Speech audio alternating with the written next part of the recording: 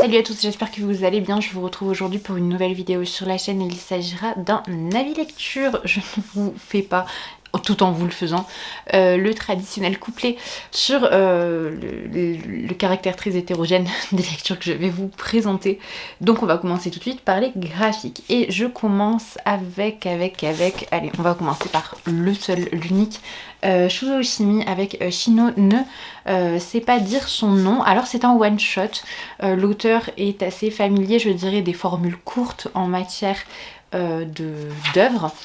Vous retrouvez les traits caractéristiques de Shuzo Oshimi, bien que je trouve le dessin moins abouti sur Shino ne sait pas dire son nom que sur Les Fleurs du Mal ou sur Les Liens du Sang par exemple. Nous suivons Shino qui rentre au lycée, il s'agit de son premier jour d'école et elle espère se démarquer un petit peu et parvenir à dépasser sa timidité. Pour ce premier jour, comme ses camarades, elle est amenée à se présenter à voix haute devant la classe et à ce moment-là, elle perd complètement ses moyens et est incapable de prononcer son propre nom. C'est ainsi que Shino devient rapidement la risée de sa classe et qu'elle va se retrouver d'autant plus en difficulté que sa timidité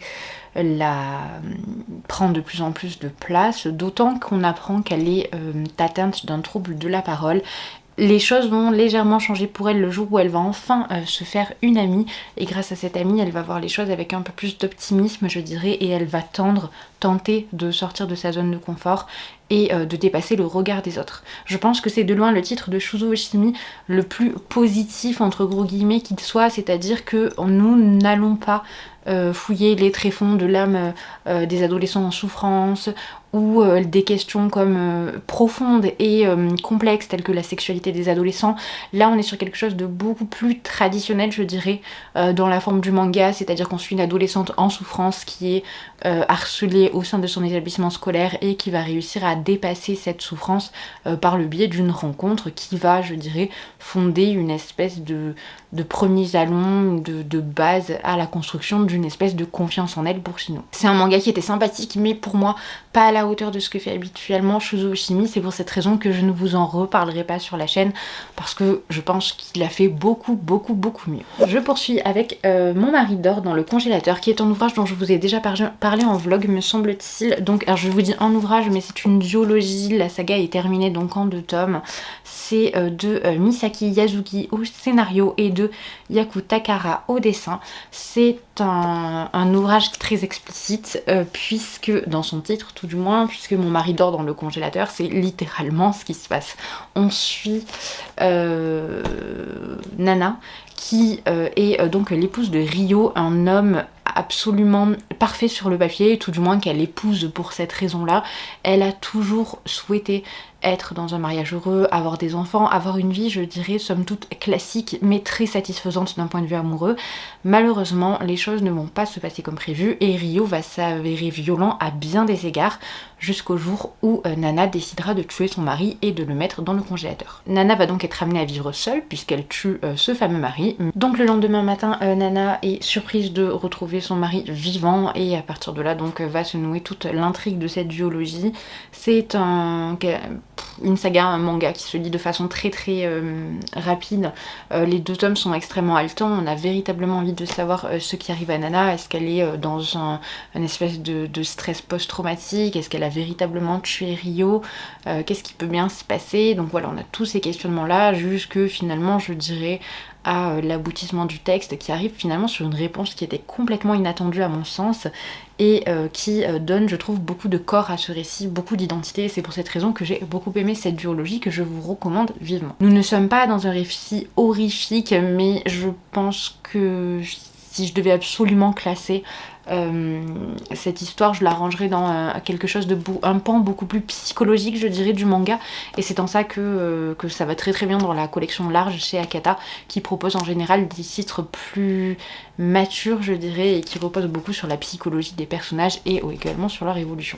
Je continue avec Takopi qui est également une duologie, le péché originel de Takopi pardon, de Taizan S qui est publié chez les éditions Pika. Alors c'est un manga qui a fait beaucoup de bruit lorsqu'il est sorti, notamment pour une scène absolument insoutenable que nous retrouvons dans le premier tome.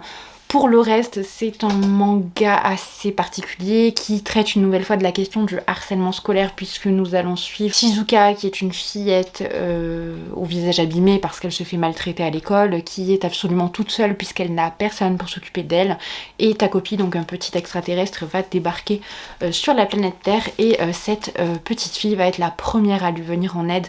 Il va donc développer une affection toute particulière pour elle et essayer de l'aider du mieux qu'il peut, mais il va se rendre compte que son incidence et ses actions ont des conséquences qu'il ne mesure pas et qu'il ne pouvait pas mesurer sur sa planète. Takopi, il est complètement à l'inverse de la construction du personnage de Shizuka, qui est un personnage très sombre, et c'est normal compte tenu de ce qu'elle peut vivre. Takopi va toujours essayer de lui rendre le sourire, de la rendre heureuse, mais malheureusement il ne se rend pas compte de l'incidence que certains événements ont pu avoir sur cette petite fille et qu'elle ne peut pas guérir comme il le souhaiterait. Je dirais que les choses sont beaucoup plus complexes à comprendre que ce qu'on pourrait penser au premier abord, puisque le côté qu'on pourrait percevoir à l'initial un petit peu manichéen de ce titre, il est complètement détruit dans la suite du récit, donc c'est assez difficile aussi de se positionner, de prendre parti véritablement pour les uns et les autres personnages de ce titre. Mais finalement je trouve que justement cet aspect moins manichéen que ce à quoi on pourrait s'attendre rend le titre bien plus mature que ce qu'il n'y paraît, surtout compte tenu des graphismes qui sont, comme vous pouvez le voir, je vous le montre tout de suite, très ronds, qui font très enfantin finalement, alors que les thématiques abordées sont extrêmement sombres. C'est une histoire que j'ai beaucoup aimée, que je ne relirai pas en revanche parce que je la trouve un petit peu trop difficile par moment, et je trouve que le manga termine un petit peu trop bien aussi. C'est une des complexités, je pense, de mener des œuvres qui abordent des sujets aussi durs, c'est qu'à l'initial je pense que les lecteurs se dirigent vers ces titres-là pour voir la façon dont ils sont appréhendés et abordés, mais voilà, on n'est pas toujours satisfait non plus par la conclusion des choses, et la conclusion de Takopi ne m'a pas, je ne vais pas dire qu'elle ne m'a pas plu de façon catégorique, mais en tout cas ce n'est pas forcément ce à quoi je m'attendais à quelque chose d'un peu plus philosophique, ne serait-ce que pour Takopi et son évolution. Et ça n'a pas été le cas, mais dans l'ensemble je trouve que c'est une duologie qui est très qualitative et je vous la recommande si vous souhaitez lire quelque chose d'original, mais sachez que dans le tome 1 vous avez une scène qui est vraiment difficile et qui fait que ce manga est très souvent classé, que ce soit dans les vidéos classements ou dans les icebergs concernant les mangas les plus difficiles à lire, je dirais, donc faites attention, soyez avertis. Encore une fois, scène très explicite de mort dans le premier tome de Takopi. Je vous parle ensuite, et ce sera le dernier manga de cette vidéo, des Noces des Lucioles d'Oriko Tachibana, qui est un premier tome qui se déroule donc entre le fin 19e, début 20e au Japon. Nous suivons une jeune fille issue d'une famille très aisée dans un milieu social assez influent qui souffre d'une maladie cardiaque qui altère donc considérablement le temps qui lui reste à vivre. Elle souhaite toutefois se marier pour honorer sa famille. Son père l'adore, il fait tout pour elle, il souhaite absolument qu'elle soit heureuse et fait tout pour qu'elle ait une vision, je dirais, plus positive du temps qui lui reste à vivre. Malheureusement, donc, Satoko va être enlevée lors d'une promenade au marché par un homme et se retrouver au contact d'un assassin à qui elle va proposer un marché. Ce marché, c'est de la défendre et elle l'épousera. Voilà. Donc ça met en exergue deux personnalités qui n'ont absolument rien à voir. On suit cette jeune fille qui a donc cette espèce d'épée de Damoclès au-dessus de la tête et qui est contrainte de se formater, de rentrer dans le rang de ce qui est imposé aux femmes à cette époque-là, et cette espèce d'assassin qui est complètement marginal, qui a un côté anarchiste, pardon. Et c'est vrai que voilà, on a ces deux personnages qui deviennent finalement assez complémentaires dès ce premier tome, malgré leurs grosses différences et aussi les aspirations différentes qu'ils peuvent avoir l'un et l'autre. Je vous montre un petit peu à quoi ressemblent les planches, d'ailleurs j'ai oublié de le faire juste avant. C'est un manga que j'ai trouvé sympathique, mais c'est un premier tome, donc je vais rester assez succincte concernant mon opinion. J'ai passé un moment divertissant et j'attends de voir la suite afin de pouvoir vous exposer peut-être plus en détail les gros points forts de cette saga, également ses points faibles. Pour l'instant je n'ai eu qu'un aperçu, je ne voudrais pas me faire une idée trop grossière de la chose et immédiatement vous la transmettre avec peut-être des lacunes qui pourraient voilà, encore une fois, altérer l'opinion que vous pourriez avoir au premier abord de ce manga, que ce soit positif ou négatif. Donc on va rester comme ça et je vous en dirai plus lorsque j'aurai lu le tome 2. Ensuite, et c'est le dernier graphique de la vidéo, oui, c'est ça, dernier graphique de la vidéo, Le Pari des Dragons de Johann Sfar et Tony Sandoval. Je vais être bien incapable de vous résumer cette BD, mais je l'ai adorée, j'ai passé un super moment de lecture, je l'ai trouvée hilarante, vraiment très bien construite. C'est tellement rocambolesque, bourré de rebondissements, dans un univers fantastique. Il y a tellement de choses à dire sur ce texte. Alors donc on est à Paris, mais on est dans une époque qu'il est difficile de définir. On a une espèce de prêtre qui veille sur son église, mais qui en même temps a fait des espèces de pactes avec des dragons qui sont devenus des statues, mais qui peuvent être réveillés sous condition parce qu'ils sont gardiens de certains sceaux, etc., etc. Bref, il y a énormément de choses, mais alors surtout il y a des notes d'humour dans cette BD, c'est incroyable. Les illustrations sont vraiment top aussi. Et en parallèle de ça, on suit donc une femme, une espèce oui, qui reprend tous les codes un petit peu du cow-boy viril, qui va essayer de sauver donc une sirène recherchée, je crois pour les caractéristiques, les capacités de son sang.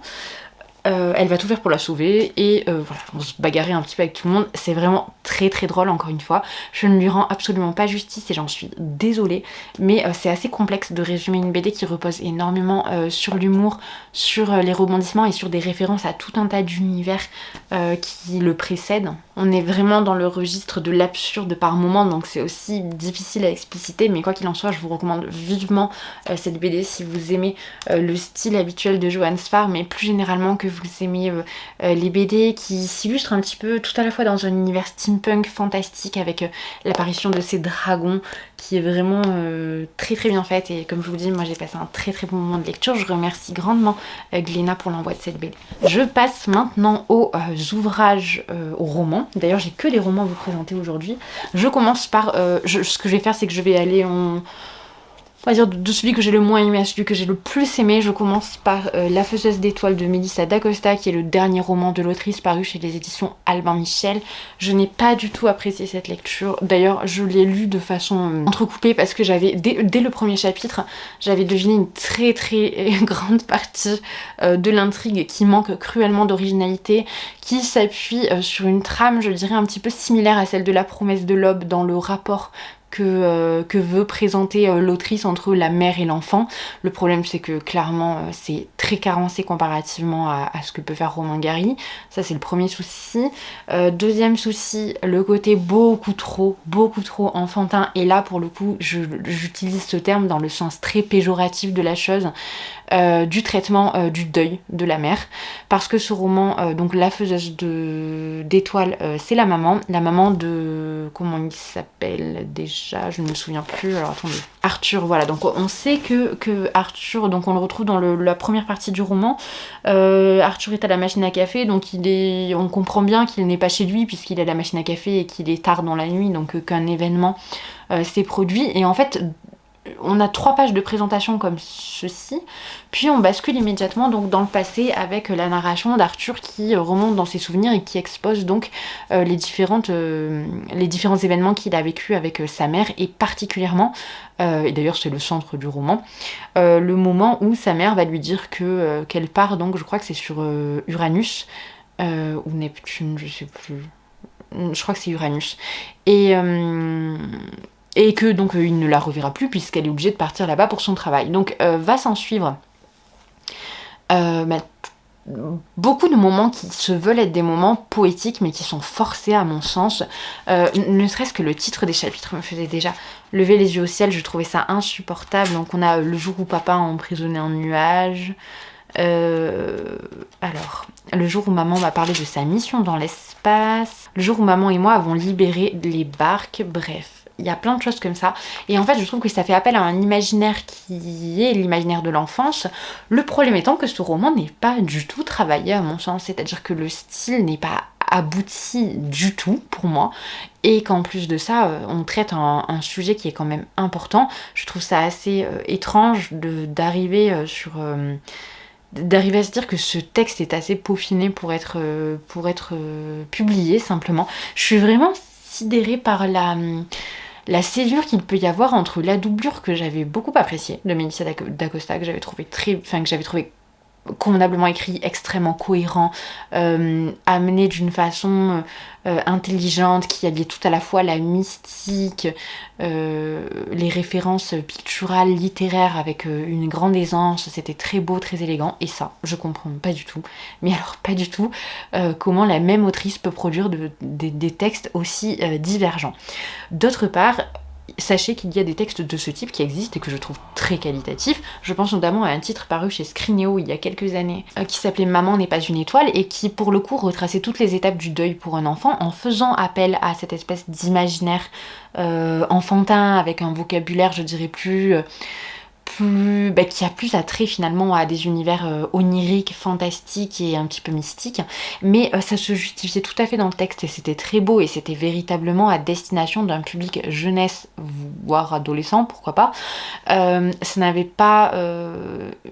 je sais pas, c'était beaucoup plus... Déjà, il y avait une structure, il y avait cette volonté, par exemple, de faire entrer cette logique de l'emploi d'un vocabulaire onirique dans le cadre du rêve. Donc, il y avait voilà, une structure qui était logique, à mon sens. Et en plus, c'est encore une fois qui abordait ces différentes phases du deuil avec beaucoup de justesse, à mon sens. Ça demandait beaucoup de recherche, c'est vrai que c'était un travail certain. Moi, je suis persuadée que cet ouvrage, il a demandé beaucoup de travail à l'autrice. Là, en l'occurrence, je ne ressens pas du tout cela. Puis vraiment, je vous laisse voir, mais c'est écrit extrêmement gros. Le livre fait... Alors, il fait combien de pages 230 pages. Je ne comprends pas. Je ne vais pas m'éterniser, hein, mais je ne comprends pas. Et je ne suis pas le public ciblé, voilà, certes, je ne vais pas dire le contraire. Mais quand même, un tout petit peu d'exigence, quoi. Je ne voudrais pas être trop méchante. Mais le problème, c'est que dans le même temps, j'ai lu donc Comment écrire de Pierre Azoulin, qui fait justement appel à cette thématique du pourquoi on écrit, quand est-ce qu'on est légitime de publier, etc. etc. Et c'est vrai que là, pour le coup, j'avais le contraste entre les deux. Et je me disais, j'étais en train de lire des phrases de Steinbeck, par exemple, ou de Paul Auster ou de Proust, de Zola qui étaient en pleine remise en question concernant leur légitimité à publier, leur légitimité à dire des choses et à les dire bien. Et ensuite j'ai lu ça, je me suis dit vraiment, sans vouloir être, je vous assure, sans vouloir être élitiste, hein, il y a des auteurs contemporains que j'adore, de la littérature adolescente que j'adore, mais là c'est pas possible, franchement c'est pas possible. Je trouve que la littérature blanche c'est de plus en plus casse-gueule et que les auteurs ne font même pas l'effort de cacher le manque de travail qu'il y a derrière leurs ouvrages. J'ai que des ouvrages un petit peu contemporains, alors carrément contemporains même à vous présenter. Mémoire de la forêt, les carnets de Cornelius Renard de Michael Brun-Arnaud. Donc c'est illustré par Sanoé, c'est publié chez les éditions L'École des loisirs. Je pense que vous connaissez cette saga maintenant, on l'a vu passer un petit peu partout lorsque le tome 1 est sorti et le tome 4 vient de voir le jour, donc nécessairement vous avez vu la saga passer partout. Si nous retrouvons nos protagonistes phares, emblématiques du premier tome, mais nous suivons plus particulièrement donc Archibald toujours et la librairie qu'il tient, donc la librairie de Belle Écorce. Enfin, non, Belle Écorce c'est le nom de la forêt, donc sa librairie, je ne me souviens plus du nom. Mais nous savons seulement que voilà, qu'il y a des festivités automnales qui arrivent sur Belle Écorce. Et que Archibald va un jour ouvrir sa librairie, il va être vraiment pris d'assaut par des lecteurs passionnés qui viennent lui poser moult questions et va se présenter à lui un animal qu'il ne connaît pas, donc un loup. Et ce loup va se revendiquer comme étant le propriétaire de la librairie et Archibald va devoir mener une enquête pour récupérer sa librairie d'une part, mais aussi comprendre d'où vient ce loup et pour quelle raison il revendique la possession de ce lieu qui, pour Archibald, a toujours fait partie de la famille et donc ne peut pas être usurpé d'une quelconque façon. Cette enquête, bien évidemment, comme dans le premier tome, elle va mener à la rencontre de bon nombre de protagonistes différents qui vont venir jalonner le récit et apporter des informations sur le passé d'Archibald et de sa famille. En ça, il y a vraiment une espèce d'enquête, je dirais, sur les ancêtres des personnages. On a une apparition aussi, donc c'est vraiment une histoire transgénérationnelle puisque on a Archibald qui est accompagné de son neveu, puis on va voir son grand-père, il va y avoir voilà, cette idée de transgénération, elle est très très présente dans ce deuxième tome, beaucoup plus que dans le premier qui abordait bien plus largement la question de la maladie, même si là la question de la maladie est existante également sous des modalités, je dirais, qui sont assez différentes. En tout cas, j'ai passé un très bon moment de lecture, c'était très chouette, j'étais contente de retrouver cet univers-là. Je me garde le tome 3 pour cet hiver afin de lire donc de façon saisonnière et de répondre donc aux caractéristiques de publication des œuvres, même si l'œuvre qui correspond au printemps est arrivée en automne cette année, ce qui est assez surprenant. Quoi qu'il en soit, je ne peux que vous recommander cette saga, surtout si vous souhaitez lire de la jeunesse et que vous en lisez peu, que vous êtes curieux un petit peu de retrouver des univers qui peuvent vous renvoyer à votre propre enfance. Vous verrez que ces textes sont tellement qualitatifs qu'ils vont vous faire cet effet Madeleine de Proust, même si vous ne les avez jamais fréquentés enfant. Je n'avais plus de batterie comme d'habitude, si le cadre a légèrement bougé, j'espère que ce ne sera pas trop déstabilisant pour vous. Je poursuis avec Dark Glory de Thibaut Vermont, qui est un ouvrage assez surprenant dans sa forme. J'ai été vraiment partagée en fait concernant ce titre parce que vous avez deux histoires qui s'imbriquent. Première histoire, celle donc de Michael qui s'apprête à conquérir Hollywood, qui adore écrire des scénarios et donc voilà, qui va commencer, je dirais, un petit peu en bas de l'échelle dans ce milieu du cinéma pour petit à petit tenter d'en gravir les marches. En parallèle de ça, vous avez une seconde histoire qui est l'histoire donc du scénario de Michael, et alors ça c'est l'histoire que j'ai adorée. C'est une histoire de western avec des hommes qui partent en expédition, et au cours de cette expédition il va y avoir quelques problèmes. Le groupe va se retrouver séparé et un homme va se faire passer pour un guide alors qu'il n'en est pas un. Et ils vont tous disparaître sauf ce fameux guide qui un jour va ressurgir auprès des autorités, et donc va commencer évidemment une enquête pour savoir ce qui vient de se passer.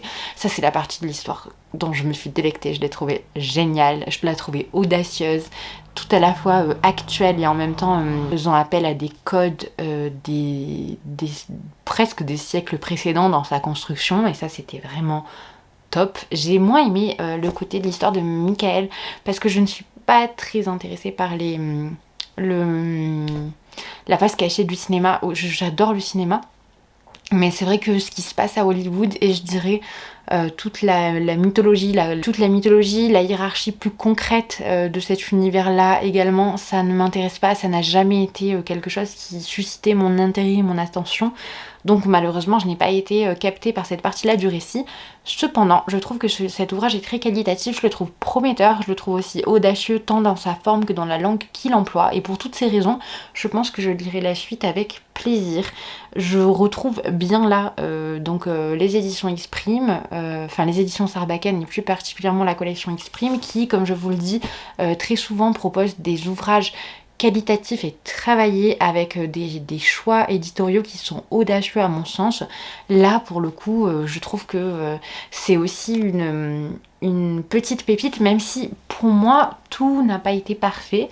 Je reconnais le fait que voilà, c'est un ouvrage qui est très très qualitatif encore une fois et qui est extrêmement bien écrit, qui ne prend pas son lecteur pour un imbécile, qui est drôle parfois, qui est aussi mature, qui offre un certain recul sur beaucoup d'éléments, de choix que va faire Michael pour arriver à son rêve. Enfin, moi je trouve que c'est un très bon livre, même si encore une fois il y a une partie qui m'a bien plus séduite que l'autre. Et je termine avec Sœur de Daisy Johnson. Donc Daisy Johnson, je ne la connaissais pas, même si elle a publié donc un second ouvrage qui est arrivé finaliste pour le prix du Man Booker Prize en 2018. C'est Tout ce qui nous submerge. Je pense que c'est l'ouvrage suivant que je me procurerai de cette autrice, puisqu'elle est également à l'origine d'un recueil de nouvelles, mais il me semble que le roman est nettement plus facile à trouver. Ce titre, je me le suis procuré de façon complètement hasardeuse. C'est vrai que c'est une chose qui m'arrive peu, de simplement saisir un ouvrage et de lire son résumé. En l'occurrence, j'étais donc à la librairie Le Grenier des Chimères qui propose exclusivement des titres du registre du fantastique, de la fantasy, de l'horreur, bref, en tout cas à minima des univers un petit peu étranges et bizarres. Et le résumé de ce titre m'a tout simplement frappée. J'ai trouvé que l'idée était très séduisante. Dans ce texte, on va suivre juillet et septembre. Juillet, elle est très influençable, elle est un petit peu plus jeune que sa sœur, elles ont une dizaine de mois d'écart. et elle est complètement sous sa coupe, elle dépend grandement d'elle, que ce soit d'un point de vue émotionnel, social, mais aussi dans la propre vision qu'elle peut avoir d'elle-même. Je dirais qu'elle ne se perçoit pas au-delà de sa sœur ou autrement qu'en comparaison avec sa sœur. Et Septembre, donc tout à l'inverse, a un côté beaucoup plus dictateur, froid, calculateur, parfois manipulateur, et on va découvrir un petit peu de quelle façon ces deux sœurs évoluent dans une sphère majoritairement close qui finalement ne propose que très peu de petites échappatoires vers le monde extérieur, puisqu'elles vivent avec une mère dépressive qui est toujours enfermée dans sa chambre. Donc je dirais que l'univers des jeunes filles est finalement assez réduit, tout du moins dans l'expérience qu'elles font du monde, mais grandiose dans ce qu'elles explorent par leur imagination, par leur créativité et par leurs multiples bêtises aussi, je dirais. Même si bêtise est un terme peut-être un petit peu trop généreux au vu des agissements qu'ont parfois les deux sœurs. On ne comprend pas vraiment les enjeux de ce récit, on reste aussi sur un point d'interrogation à la fin sur des aspects qui ne nous semblaient pas être à interroger à l'initiale. Alors en ce qui me concerne, j'ai été complètement happée par le texte, donc je l'ai lu en moins de 24 heures et je l'ai lu en apnée, donc je n'ai pas vu venir les choses. Je ne sais pas si en le lisant de façon plus détachée, vous pouvez déjà commencer à saisir un petit peu les retournements de situation qui vous attendent. Je trouve que en tout cas ça se décèle pas de façon évidente et ça c'est très bien. Ça permet aussi au lecteur de faire une expérience de lecture qui va s'avérer surprenante à minima un petit peu et dans le meilleur des cas complètement. C'est un texte qui est très bon dans sa narration également. Je trouve que les phrases très courtes donnent un rythme au récit qui lui est bien spécifique. La langue est élégante sans être trop dans le romantisme ou dans le gothique comme j'avais peur que ce soit le cas. Au contraire, on est dans quelque chose, je dirais, de beaucoup plus franc, de beaucoup plus froid et en même temps de très imagé. C'est assez particulier. Mais c'est un texte très réussi que j'ai beaucoup apprécié. Je ne sais pas encore si je le classerai dans mes coups de cœur de cette année parce que je n'ai pas le recul nécessaire pour avoir une opinion sur la question. Quoi qu'il en soit, c'est une lecture qui m'a beaucoup touchée, à laquelle j'ai repensé à la fin. Et je le rangerai vraiment dans ces livres inclassables et très étranges qui viennent un petit peu rencontrer que votre vie de lecteur, de lectrice laisse un petit peu rentrer comme ça de façon surprenante, mais qui viennent vraiment faire quelque chose, faire quelque chose d'inattendu en l'occurrence. Et c'est en ça que pour moi c'est un livre bizarre. Si je dois dire les choses comme elles sont et dans un langage tout à fait clair et bref, je dirais que c'est un ouvrage bizarre. Et cette bizarrerie, elle est passionnante, elle est esthétique, elle est grandiose et elle donne matière, elle donne envie de se plonger à l'intérieur, de comprendre les protagonistes, leur psychologie, leurs envies, leurs vocations, etc. etc. Bref, moi j'ai beaucoup aimé cet ouvrage-là, je ne peux que vous recommander de le découvrir, même si parfois il met vraiment mal à l'aise avec des situations entre les deux sœurs qui sont insoutenables et qui nous font retenir notre respiration. En même temps, il a une véritable proposition littéraire et c'est pour cette raison que je vous le recommande. Voilà, c'est terminé pour cet avis de lecture. J'espère que la vidéo vous a plu, que vous vous êtes noté certains titres qui ont pu vous plaire. Quoi qu'il en soit, je vous remercie d'être resté jusque là. N'hésitez pas à me mettre un commentaire si vous vous lancez dans un des titres suivants. Je serai ravie de vous lire. D'ici la prochaine vidéo, je vous souhaite une très bonne journée ou une très bonne soirée. Je vous dis à bientôt.